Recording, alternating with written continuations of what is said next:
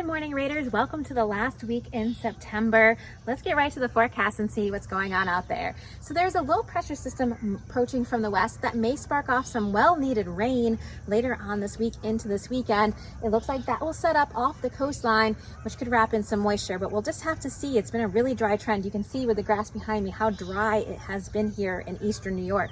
We're also tracking a tropical system that looks like it'll be coming up through the Gulf and then hitting parts of Florida and moving upwards, but it looks like high pressure will build in and keep most of that precipitation to the south.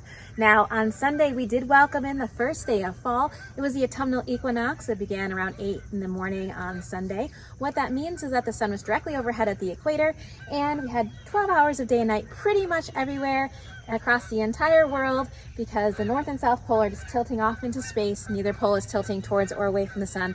That determines our sunlight. So as we go towards the winter time, the north pole will begin to tilt away from the sun, and even though we are going to move closer to the sun, it will start to get cooler because of shorter daylight hours and lower sunlight angles, which makes for less energy. All right, let's get to that 5-day forecast and see what's going on for the mid-Hudson Valley this week. For your Tuesday, look for cloudy skies, maybe some sun peeking through with a chance of showers, especially in the afternoon. For Wednesday, look for highs in the mid-60s. It will be on the cool side, mostly cloudy with a chance of rain. For Thursday, mostly cloudy with a chance of rain and isolated storms. We'll really have to see what happens with the system.